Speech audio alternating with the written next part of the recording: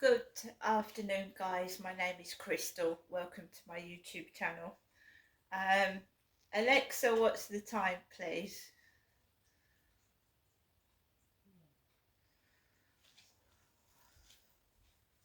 Sorry, let's turn the volume up. Turned it low again.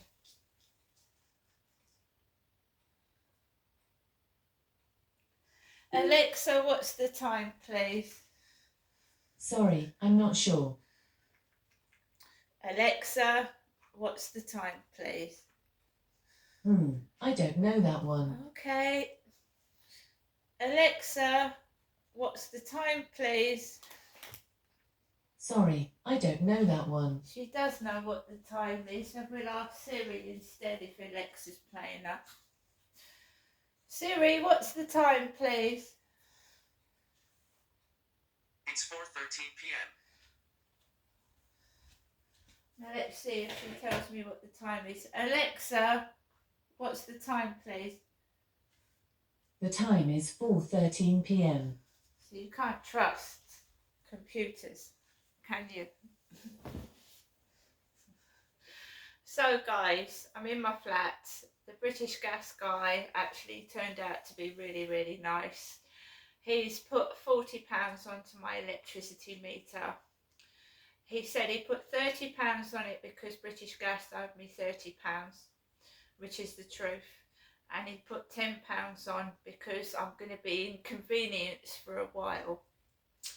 Basically, he can't fit a new smart meter. So I've got a key meter now. It's a key.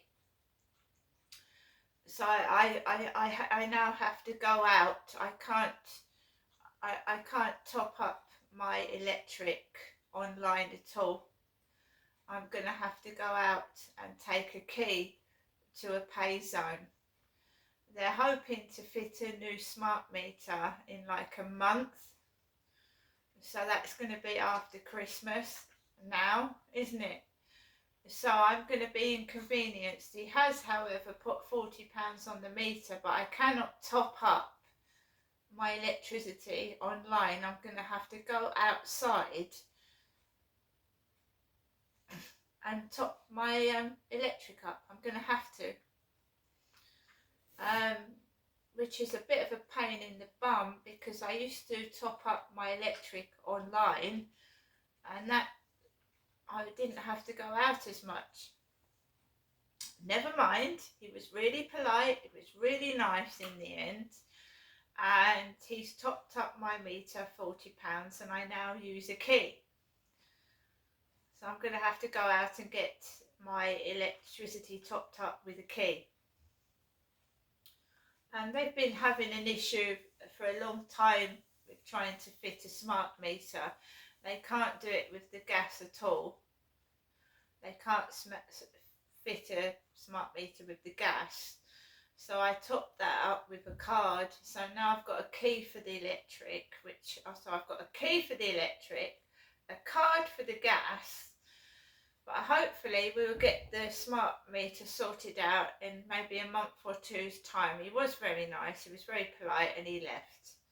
So he's gone. When the electricity was turned off, you're left like in a flat with no sound. So the telly was off, there was no music on, I couldn't get my mobile phone to work, so I couldn't get any music on. So I heard all the sounds outside as the guy was doing the meter. And a Royal Mail van drew up with what looked like a funny version of my father, Derek. Now, if you go back to this morning, I haven't seen my mum, Jennifer, for 2 weeks. And she said this morning, never the twain will meet. Now, Never the Twain is actually a television programme. It's a really old television programme from years ago. And also it means that obviously two people aren't compatible. Now I'm my mum's daughter, obviously, because she didn't get on with her husband She married this bloke that hit her on the second date. Now, if you ask me, if someone hits me, I wouldn't go out with them on another date at all, would you? But she said that she was like a fragile young woman, and she was afraid of my dad. That's why she went on another date with him, and that's why she went out with him, which is fair enough. Who am I to argue? I wasn't there when my mum was going through things. So I personally would not have married someone if they hit me on a date. I wouldn't go near them again. So out pops this guy out of a Royal Mail van that looks like my father Derek, miniature, with straggly like afro type grey hair, white guy with glasses. I haven't worn my glasses for over 2 weeks because I was doing out my bedroom and I think I've thrown my glasses out in the rubbish. So I haven't been wearing glasses at all for at least 2 weeks. I'm trying to arrange to get another pair. It's going to take a while, that is. Glasses are expensive. So, and people were going underneath the balcony, while I'm in my flat in total darkness and it's freezing cold and the lights were off. So you've got people coming underneath the balcony, Someone like my dad gets out of a Royal Mail van, looks like my father with his straggly grey hair. And I'm getting funny messages on TikTok and that from Gary. While this is going on, Gary starts texting me. Because my phone was still working, that's not attached to the electric, my phone was still working, so I was getting these messages. A guy like my dad gets out of a Royal Mail van, and I didn't get agitated, I didn't get cross. In the end, that guy was really polite, it was really nice, and he put 40 quid on my meter. You can't argue with that. Nice guy. I get agitated because I have been assaulted by men, so I get agitated and very anxious when I meet somebody for the first time. I get anxious, and that's natural behaviour after what I've been through. So he left. The electric is on, obviously, and Max needed to go for a walk. And I just take Max out for about 20 minutes now in the dark and the cold. So we managed to get a short walk in before it got dark. And there was a guy with a hoodie over his head walking a white thin dog like Charlie's dog, the guy that came up to me on King Charles III's coronation. So you've got a guy smiling at me, and he's got a hood over his head, and he's walking a dog like Charlie's dog, which is a thin white dog. And I wasn't going onto the field. He bent over in front of me, picked up dog shit. So he had a green poo bag. He turned round, he looked at me with his hood over his head, and he went onto the field. I didn't go onto the field because there's no need to. Max is a very tiny dog, and he does get cold in this weather. As long as he's, I just walked him around the corner. And then I've come back in, and my neighbour's come home, and he's parked outside the bottom flats down the road, where the other lady with red hair lives. I've been having an issue with the guy upstairs since I moved in. It was really just a noise issue. And because I actually stood up for myself, and I actually just politely on a note said that your kids are making so much noise, I just can't do anything. And I think he took it personally. I didn't want him to take it personally. And I've just had a barrage of bullying afterwards. Bullying. I was in the queue in Asda, an old lady came to the assessment checkout next to me. Oh, grey hair, and she was stood with what looked like one of his large kids next to me. This is most of the reason why I want to move out of this place, is because the bullying I've had since I never banged on his door, I never threatened him, I just left a note saying the noise is so bad I can't even think. And some people take it to the next level, don't they? They take it personally. It wasn't meant to be personal. Now I just, when it happens, I actually just put up with it. I completely ignore it and get on with my life. But I'm being controlled by this. I had chocolate wrappers thrown on my balcony last Christmas, right? I did. And I got a barrage of abuse on Facebook and Instagram. And, I've just left it now. I don't have anything to do with the guy. When the noise happens, I just stay clear and out the way. But this is why I want to move. And I will get out of here eventually.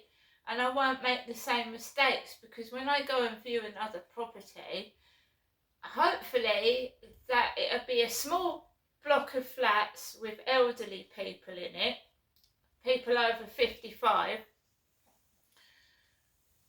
and maybe smaller block, tiny, small. This isn't for me.